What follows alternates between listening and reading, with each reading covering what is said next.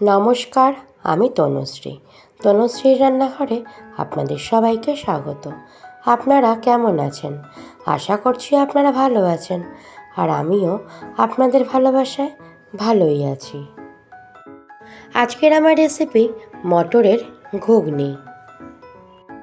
আজকের রেসিপিটা ভালো লাগলে স্কিপ না করে সম্পূর্ণ দেখার অনুরোধ রইল।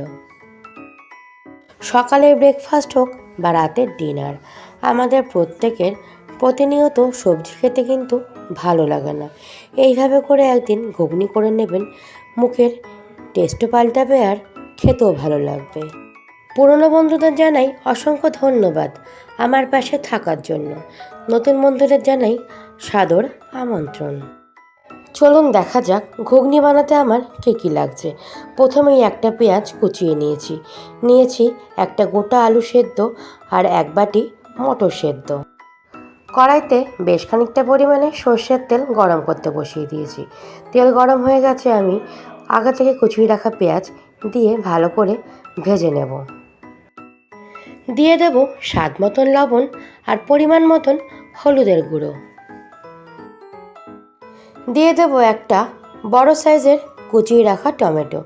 দেব 1 চামচ লঙ্কা বাটা, 2 চামচ জিরের গুঁড়ো। ভালো করে মিশিয়ে নিয়ে সেদ্ধ আলুটা হাতের সাহায্যে চটকিয়ে দিয়ে দেব।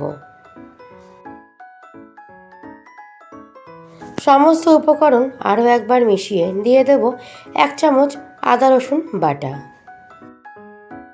এবার সমস্ত মশলা ভালো করে কষিয়ে নিতে হবে যতক্ষণ না মশলার কাঁচা গন্ধ যাচ্ছে। আমি আগে থেকে বেশ খানিকটা তেঁতুল ভিজিয়ে রেখেছিলাম। তেঁতুলটা এবার ভালো করে চটকে নিয়ে কাতটা বের করে নেব।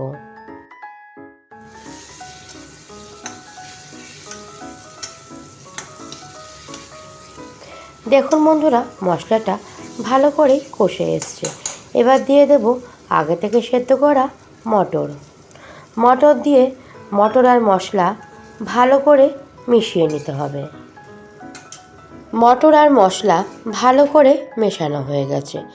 দিয়ে দেব 1 বাটি পরিমাণে জল। আজকের আমার রেসিপিটা ভালো লাগলে সম্পূর্ণ দেখে লাইক, শেয়ার, কমেন্ট আর চ্যানেলটাকে সাবস্ক্রাইব করে আমার পাশে থাকবেন।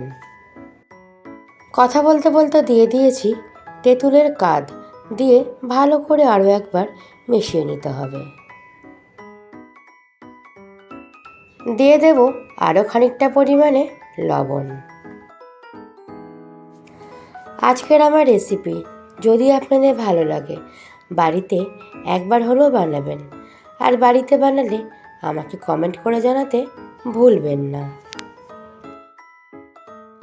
দিয়ে দেব বেশ খানিকটা পরিমাণে ধনেপাতা দিলে ঘুগনির স্বাদ দ্বিগুণ হয়ে যায়। আজকের রেসিপি মটরের ঘুগনি সম্পূর্ণ তৈরি হয়ে গেছে। আমি সার্ভিং বোলে রেখে একটু ধনেপাতা, কাঁচা পেঁয়াজ, টমেটো দিয়ে পরিবেশন করে দিয়েছি। আজকের আমার রেসিপি মটরের ঘুগনি যদি আপনাদের ভালো লাগে, বাড়িতে একবার হলেও ট্রাই করবেন। আপনারা সুস্থ থাকবেন আর ভালো থাকবেন। অন্য কোনো রেসিপি নিয়ে আপনাদের সঙ্গে আবার দেখা হবে। টাটা বন্ধুরা।